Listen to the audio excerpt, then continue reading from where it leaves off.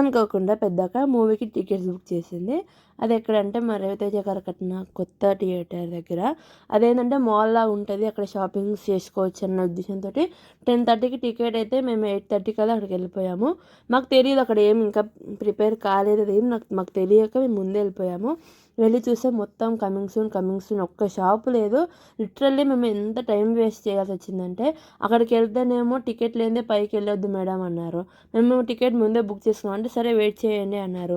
మళ్ళీ కొంతసేపు అయినాక వేరే సెక్యూరిటీ వాళ్ళు వచ్చి మేడం ఇంతసేపు ఇక్కడ అలౌ లేదు, ఇంతసేపు ఉండకూడదు అంటే ఇంకా మమ్మీ ఉండి అవును కరెక్ట్ మేము షాపింగ్ చేసుకొని వచ్చాము, చేసుకోవడానికి ఆప్షన్ లేదు కదా అనేసరికి ఇంకా వాళ్ళు వెళ్ళిపోయారు. 8:30 నుంచి 10:30 వరకు అక్కడనే కూర్చొని నిద్ర వచ్చేసింది. సినిమా చూస్తామని ఎక్స్పెక్ట్ చేయలేదు. ఇంక నిద్ర వచ్చేసింది. ఇంకా చిరాకు వస్తుంది. మేమే అంత చిరాకులో కూర్చొని ఉంటే మా పెద్దకు కూడా మా కోసం తొందరగా వచ్చింది. గుర్తుపెట్టుకోండి పోయే ముందు అక్కడ షాప్స్ ఏవి లేవు, ఇంకా టైం పడుతుందంట.